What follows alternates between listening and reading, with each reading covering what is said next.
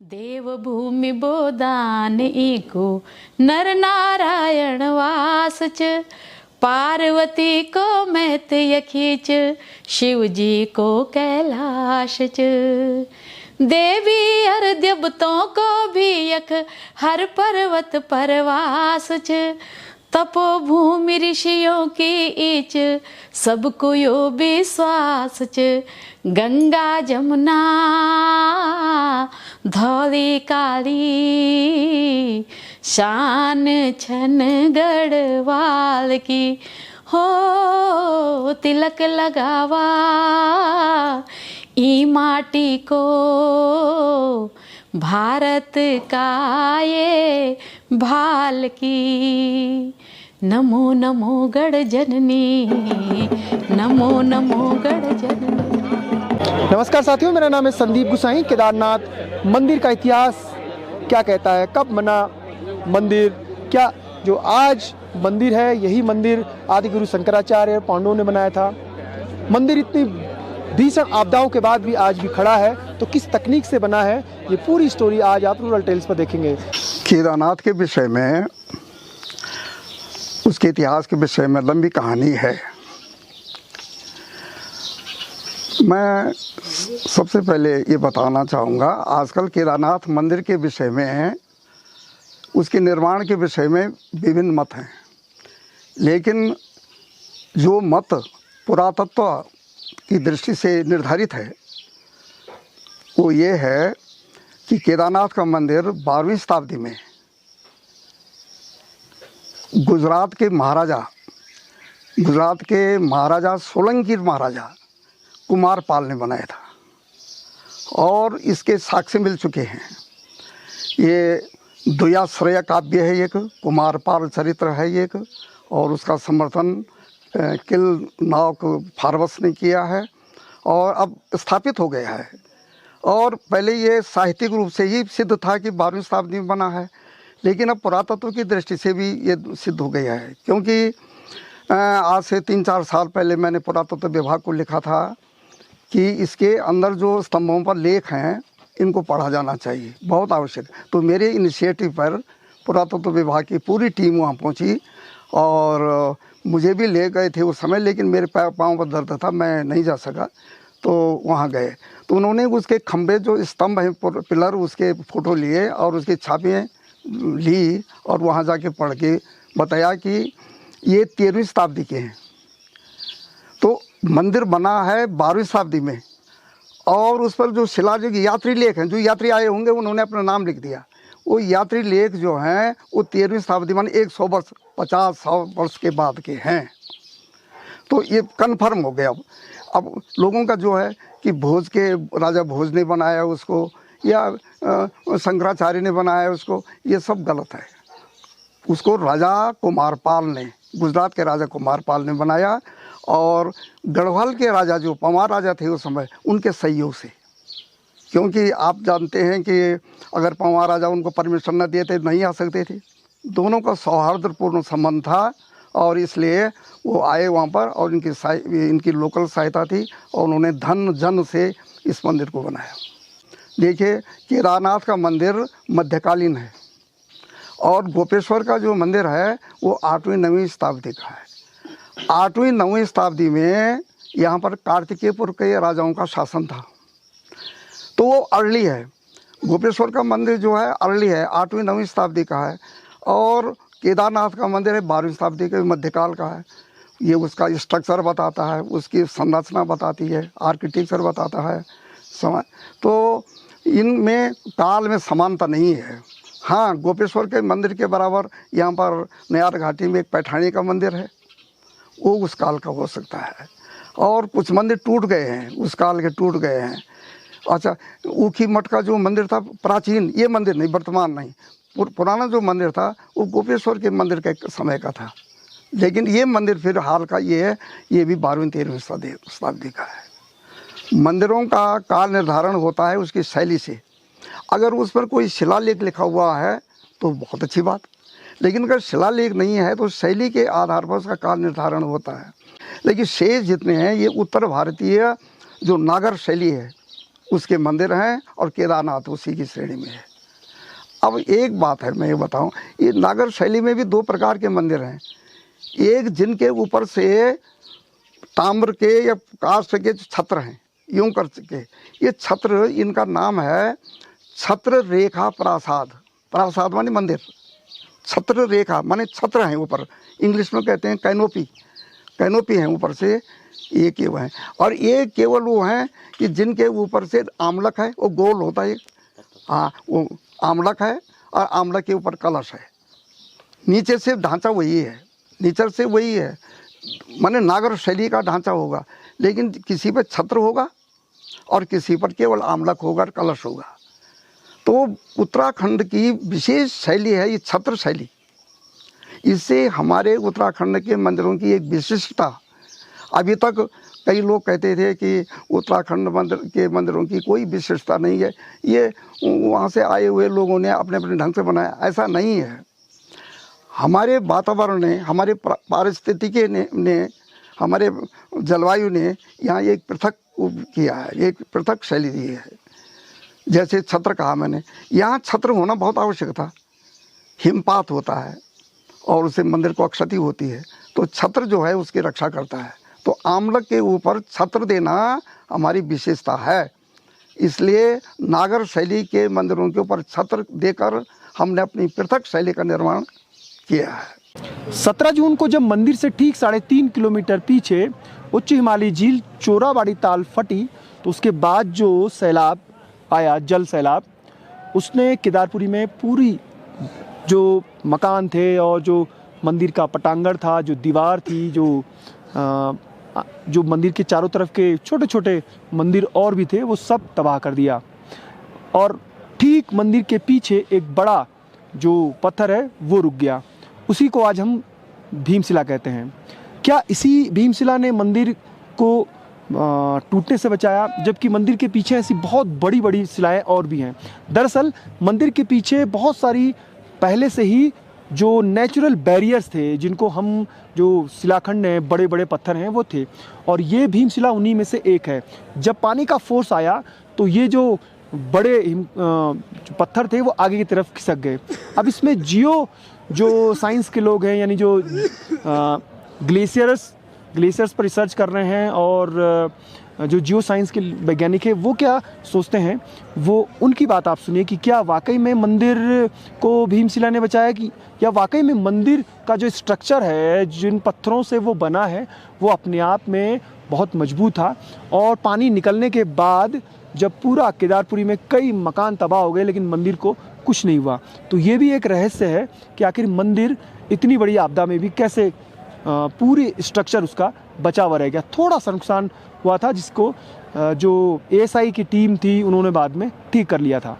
वो एक्चुअली में अगर आप देखें ना, तो मंदाकिनी वैली को देखें, नीचे तो पहले एकदम नैरो वैली है, ऊपर जा कर के वैली खुल जाती है जहाँ पर जाम मंदिर बना हुआ है। लेकिन जब मंदिर बनाने किसी ने सोचे, चाहे शंकराचार्य ने बनाया, किसी जिसने बनाया, उन्होंने देखा क्या करके पीछे तो पूरा ग्लेशियर है क्या करके, और उन लोगों ने जो है ठीक ग्लेशियर के आगे पीछे कोई जगह ढूंढी, क्योंकि उसमें तो ग्लेशियर हो सकता साइड में भी रहा हो, ग्लेशियर बर्फ़ रहा होगा, जो भी रहा होगा। तो उन्हें ऐसी जगह लोकेट किया कि एक वो वैली के सेंटर में आए कि दोनों के, क्योंकि उनको उन्होंने ये चीज़ ज़रूर देखी है कि यहाँ दोनों साइड से स्नो गिरती क्या करके। और उन्हें जो है जो समतल एरिया था वो था ही था, वो क्यों एक ग्लेशियर फैन है, वो जो ऊपर से मेरे उसमें फैन टाइप का बना हुआ है। और केदार को ही नाम भी उसका केदार ही है, क्योंकि वो एरिया फर्माफॉस्ट वाला एरिया था, दलदल एरिया, क्योंकि जिसके नीचे आइस भी मिलती है, उसको हम फर्माफॉस्ट एरिया बोलते हैं, जो जाड़ों में जो है सॉलिड हो जाती है और गर्मियों में जो है थोड़ा सा दलदल हो जाता है, जिसको दलदल एरिया बोलते हैं। केदार की मीनिंग ही वही होती है। तो उसमें इन्होंने देखा कि अगर कि हम जो टेम्पल बनाएंगे, उन्होंने बहुत बड़ी सोच की, जो भी रहे उन्होंने बहुत सोच करके उन्होंने सबसे पहले देखा पीछे ग्लेशियर का प्रभाव। उन्होंने देखा कि अगर हम टेम्पल कहाँ पर बनाए जहाँ पर ग्लेशियर का कोई ज़्यादा प्रभाव न पड़े।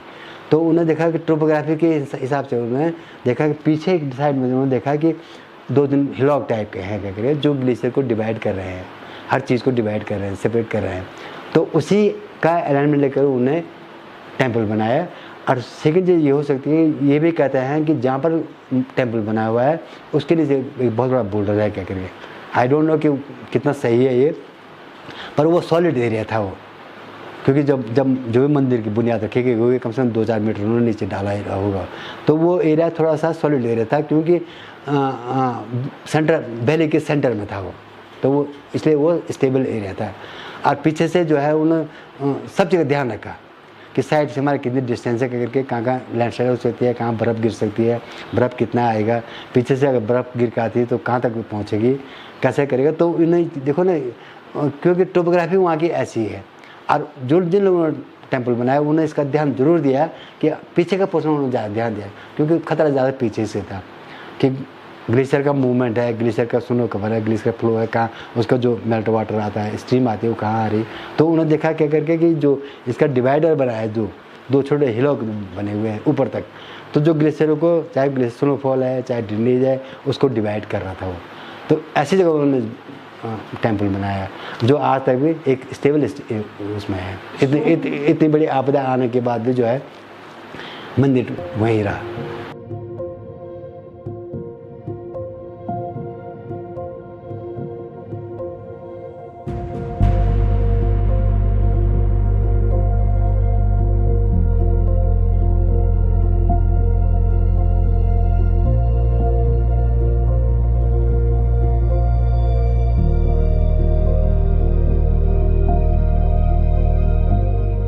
केदारनाथ का मंदिर, उसके छत्र रेखा प्रासाद यानी नागर शैली के जो मंदिर हैं, इनके मुख्य 3 हिस्से होते हैं। एक होती है अधिष्ठान। अधिष्ठान माने जिसको अंग्रेजी में कहते हैं प्लिंथ, कुर्सी, उसको संस्कृत में कहते हैं अधिष्ठान। पीठ भी कहते हैं उसको, पीठ कहते हैं, अधिष्ठान कहते हैं, अंग्रेजी में उसको प्लिंथ कहते हैं। अच्छा, तो एक अब एलिवेशन के रूप में 2 मंदिरों की संरचना जो होती है 2 किस्म से हम उसका वर्णन कर सकते हैं। एक एलिवेशन के रूप से और एक प्लान के रूप से। प्लान माने ब्लूप्रिंट जो होता है। मैं पहले एलिवेशन की बात करूंगा। एलिवेशन में इसके 3 हिस्से हैं, पीठ, जंगा और शिखर। पीठ जो प्लिंथ है, उसके बाद जंगा भाग शुरू होता है। वो स्क्वायर होता है, सपाट होता है, कभी कभी उस पर देव कोष्ठ होते हैं, माने खिड़की जैसे होते हैं, जैसे गोपेश्वर में देखा होगा आपने, वो बीच बीच में वो आले जैसे हैं, उनको कहते हैं देव कोष्ठ। उसमें मूर्तियां रखी जाती थी। और जंगा और शिखर के बीच में कपोताली होती है, एक पट्टी होती है, सज्जा पट्टी, माने जंगा के और शिखर के बीच में कभी कभी 2, कभी 3, कभी 1 सज्जा पट्टी होती है, वो कपोताली कहते हैं उसको। और उसके बाद शिखर होता है। शिखर, जो ही शिखर होता है वो अपने झुकाव के साथ अपनी ऊपर की जो वो है उसकी शिखर, उसको झुकाव में आता रहता है। और ऊपर उसको शोल्डर कहते हैं, शोल्डर कहते हैं, माने स्तंभ जहाँ पर वो रखा जाता है, आमलक गोल शिला रखी जाती है। उस गोल शिला के पहले एक गोल पत्थर होता है, उसको कहते हैं ग्रीवा। माने शिखर समाप्त हुआ, गोल पत्थर ग्रीवा रखा गया, और ग्रीवा के ऊपर शिखर वो हो गया आमलक। और आमलक के ऊपर कभी कभी एक चंद्रिका होती है, माने एक छोटा सा पार्ट होता है, एक जो उसके ढक्कन जैसा उसका होता है। और उसके बाद ये एक कलश होता है जिसको पिनाकल्स कहते हैं। पिनाकल अंतिम हुआ। अगर वर्तमान काल में ये पिनाकल्स जो हैं ये धातु के होते हैं, अष्टधात के हैं, पीतल के हैं, लेकिन प्राचीन काल में ये धातु के नहीं होते थे, ये पत्थर के ही होते थे। और पुराने मंदिर में आपने देखा होगा, जैसे सिमली में है या कई दूसरे जगह में, वो जो है वो पत्थर के बने हुए हैं और उनको कहते हैं आकाशलिंग। आजकल कहते हैं कलश। कलश बिल्कुल नया शब्द है, हमारे वास्तु शास्त्रों में कलश नहीं है, आकाशलिंग है, जो ऊपर पहुंच गया यूं करके वो आकाशलिंग है। तो ये एलिवेशन है, माने प्लिंथ है, जंगा है, शिखर है और उसका शीर्ष भाग है। ये एलिवेशन में है। अब मैं प्लान में बताऊंगा आपको। प्लान होता है कि गर्भगृह जो स्क्वायर है उसके कितने पार्ट्स, कितने कितने कंपार्टमेंट्स में वो बना है। पहला तो गर्भगृह हो गया। अब उसके बाद अगर ऐसा मंडप है कि जिसमें 3 दरवाजे हों, एक साइड में, एक साइड में और एक फ्रंट में, तो इसको कहते हैं गूढ़ मंडप। जैसे केदारनाथ में है, केदारनाथ में एकदम से मंडप नहीं हुआ, खुला नहीं हुआ, वो अभी गूढ़ मंडप है वो। और जो बाद में बना हुआ है केदारनाथ में वो मंडप हो गया। 3 हुए। खजुराहो में, फलाने में जितने मंदिर हैं उनमें कभी कभी एक गर्भगृह है, फिर गूढ़ मंडप है, फिर रंग मंडप है, फिर सभा मंडप है, माने कई अपार्टमेंट्स हैं। लेकिन उत्तराखंड की शैली में हमको ज़्यादा से ज़्यादा 2 या 3 अपार्टमेंट्स मिलती हैं उसमें, एक गर्भगृह और एक मंडप। केवल केदारनाथ में गूढ़ मंडप है। और चूंकि केदारनाथ में गुजरात शैली का, सोलंकी शैली का प्रभाव है, इसलिए गूढ़ मंडप उसमें बनाए गए हैं। और किसी मंदिर में गढ़वाल के, कुमाऊं के कहीं गूढ़ मंडप नहीं है। ये उनकी अपनी शैली थी, इसलिए उन्होंने उसको बनाया। तो इसमें गूढ़ हमेशा स्क्वायर जो होता है, ये गर्भगृह हमेशा स्क्वायर होता है।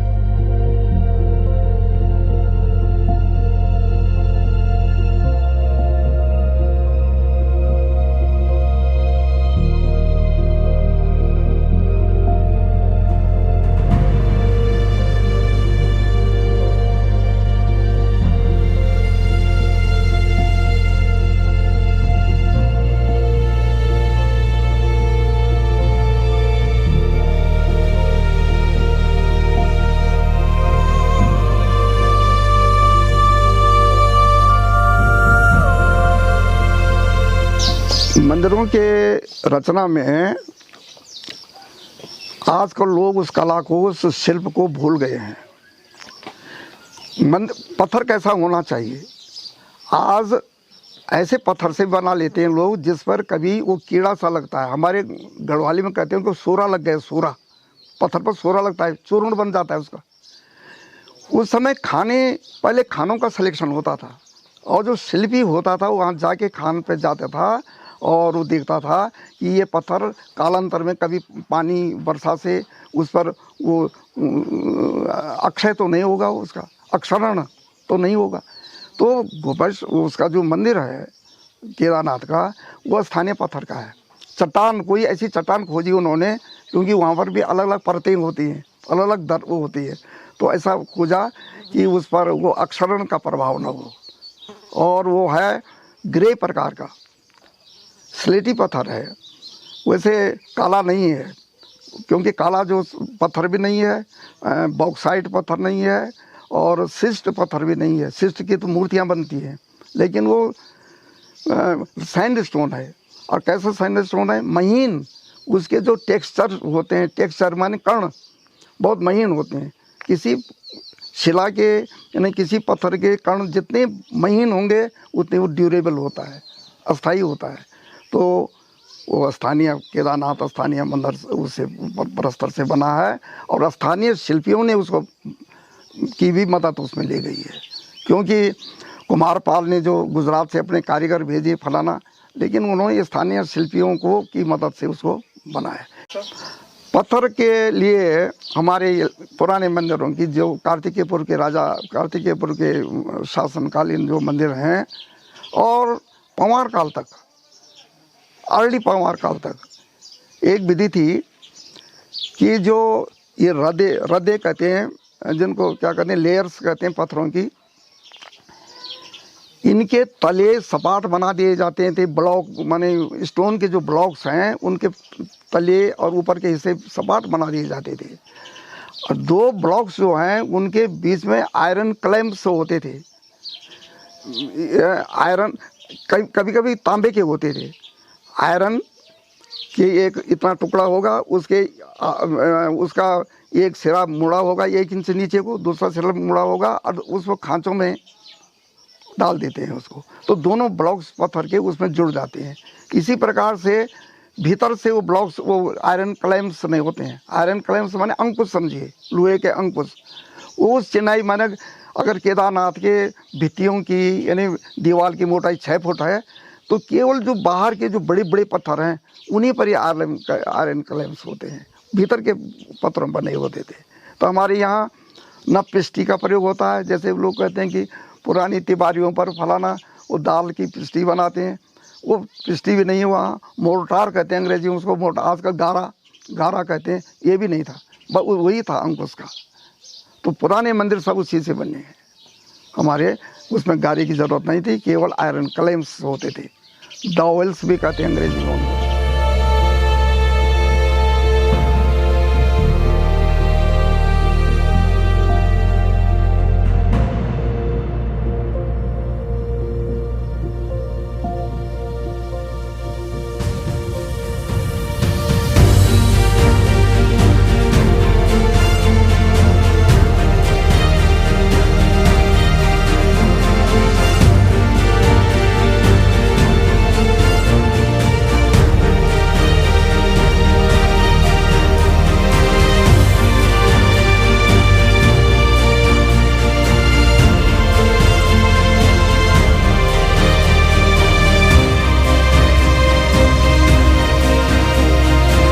कि 2013 से पहले यहाँ पे व्यवस्था क्या थी, भगवान की दर्शन की व्यवस्था तो इसी प्रकार थी, लेकिन मंदिर का जो परिसर था वो परिसर मंदिर के हिसाब से ठीक बना हुआ था। आज इन्होंने इतना बड़ा खेल का मैदान बना लिया है जो कि सरासर जो है मंदिर के हिसाब से, वास्तु के हिसाब से सरासर गलत है। मैं तो ये कहना चाहता हूँ, जब यात्री केरल मंदिर में आता था सिर्फ वहाँ सीढ़ियाँ होती, 10-11 सीढ़ियाँ होती थी, और सीढ़ी पर चढ़ करके जो है भगवान का घंटा बजा करके अंदर मंदिर के अंदर प्रवेश करता था। आज हम देख रहे हैं 2013 के बाद भगवान का जो घंटा ही नहीं लग पाया, तो इससे आगे क्या हो सकता है। घंटा का मतलब प्रभु को जगाना और भक्ति की आवाज़ भगवान तक पहुँचाना, लेकिन क्या है कि आज तक भी अभी मंदिर के अंदर, मंदिर के जो पास है वो घंटा नहीं लग पाया। बार बार तिब्बत समाज सरकार से आग्रह कर रहा है कि घंटा लगना चाहिए। और मंदिर के जो है पूर्व दरवाजे पे जो है ईशान कोण पे भगवान ईशानेश्वर जी का मंदिर था, और उस ईशानेश्वर जी मंदिर का जो निर्माण कार्य है वो आज तक नहीं हो पाया। ये भी बहुत बड़ा दुख का और चिंतनीय विषय है। तो मैं सरकार से ये जानना चाहता हूँ, क्यों सरकार इन हमारे धार्मिक मामलों में हस्तक्षेप करने जा रही है। यहाँ पे भगवान उदक कुंड था, जो कहा जाता था कि ये जल भगवान संग नाभि से जल निकलता था, लेकिन वो उदक कुंड का निर्माण भी आज तक नहीं हो पाया। यहीं पे जो है बगल में उदक कुंड के नवदुर्गा का मंदिर था, वो नवदुर्गा का मंदिर भी आज अभी तक नहीं बन पाया। ऐसे कई एक स्थान थे जिनका निर्माण कार्य अभी अधूरा लटका हुआ है। भगवान का मंदिर तो जस का तस है, वो 2013 से पहले भी ऐसे ही था और 2013 के बाद भी वैसे ही है। लेकिन सिर्फ ये मंदिर का जो परिसर बनाया गया, और बाकी उसके अलावा ऐसा कोई विशेष ऐसा कुछ हमने देखा नहीं है ना। हाँ, मैंने अभी बताया नहीं कि 12वीं शताब्दी में ये मंदिर गुजरात के सोलंकी राजा कुमारपाल ने बनाया, हमारे पंवार राजाओं के सहयोग से। ये करीब 300-400 वर्ष तक ये मंदिर टूटा हुआ रहा, और वहाँ पर नाम मात्र की पूजा होती रही। वहाँ पर उतनी ज़्यादा संख्या यात्रियों की नहीं रही, लेकिन पूजा अविरल चलती रही। और उससे पहले मैंने बताया था कि गुप्त काल के बाद करीब 9वीं-10वीं शताब्दी में एक वो आया, हुई त्रासदी, कोई फ्लड आई, और वो मंदिर, पहले वाला मंदिर, गुप्तकालीन जो मंदिर था वो पहले टूटा। तो यहाँ पर मंदिर थे, और पहली शताब्दी में भी वहाँ मंदिर था, भले ही उसका आकार प्रकार छोटा था, लेकिन मंदिर वहाँ पर थे। और कम से कम ईस्वी सन के शुरू से हमें वहाँ के मंदिरों के विषय में, वहाँ पर मंदिर होने के अस्तित्व के विषय में प्रमाण मिलते हैं। उससे पहले पता नहीं कि उस समय उसके पहले क्या स्थिति रही होगी।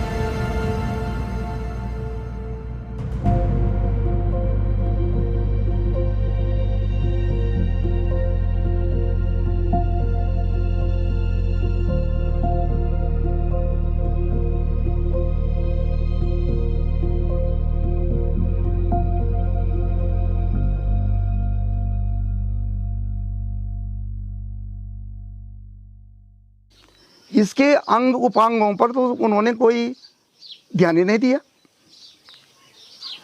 मंदिर के जो अंग उपांग होते हैं, आप दक्षिण भारत में जाइए, पहले सबसे पहले वहाँ तो 4 महाद्वार बने हुए हैं और उनको गोपुरम कहते हैं, माने वो मंदिर से भी बड़े बने हुए हैं, कई मंजिल आसमान इतने। तो सारे मंदिर की भव्यता को पहले वही प्रकट कर देते हैं। यहाँ मंदिर के तोरण को बनाने की कोई ज़रूरत नहीं समझी इन्होंने। इसके बाद हवन कुंड की यहाँ कोई ज़रूरत नहीं समझी है।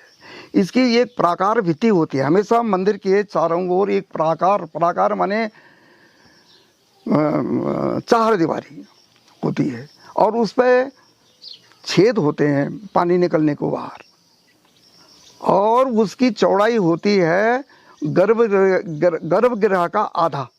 गर्भगृह अगर 20 फुट है तो 10 फुट की 4 दीवारी तक जाने में 10 फुट पे बनती है वो, और वो होती है 8 फुट के करीब ऊंची।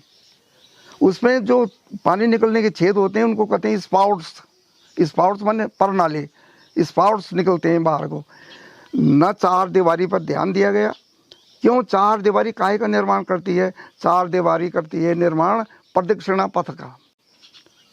प्रदक्षिणा पथ माने जो लोग चलेंगे उस पर दाहिने होकर चलेंगे, उसके लिए मार्ग का निर्माण उससे होता है। दूसरी बार जो बाहर की जो 4 दीवारी होती है वो मंदिर की सुरक्षा के लिए होती है।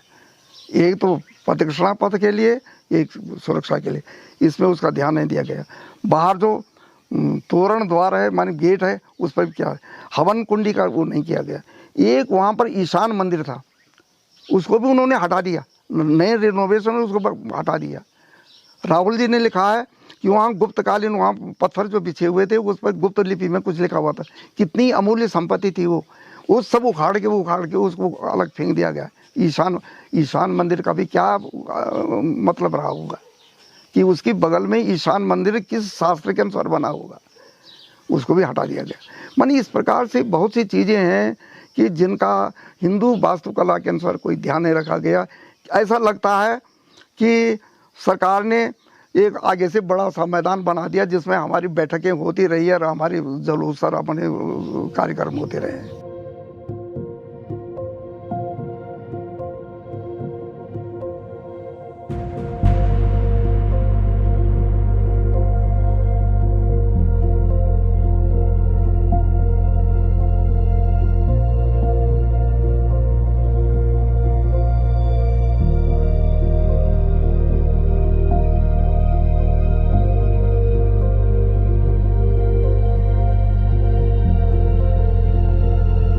केदारनाथ मंदिर का इतिहास हमें लेकर आई पौड़ी गढ़वाल के मासो गांव में, जहां पर इतिहासकार डॉक्टर यशवंत सिंह कटोच ने पूरी जो हिस्ट्री है केदारनाथ धाम की वो क्लियर कर दी। और ये भी कहा कि केवल 2013 ही नहीं, उससे पहले भूतकाल में भी केदारनाथ में बहुत बड़ी आपदाएं आई हैं जिससे मंदिर को नुकसान हुआ। मंदिर उससे पहले भी था और उसके बाद जो आज का मंदिर है वो भव्य उसके तार हैं गुजरात से। ये पूरी स्टोरी केदारनाथ की आपको कैसी लगी हमें ज़रूर बताइएगा। केदारनाथ धाम की अनकही कहानियाँ आगे भी जारी रहेंगी। जय नंदा, जय हिमाल।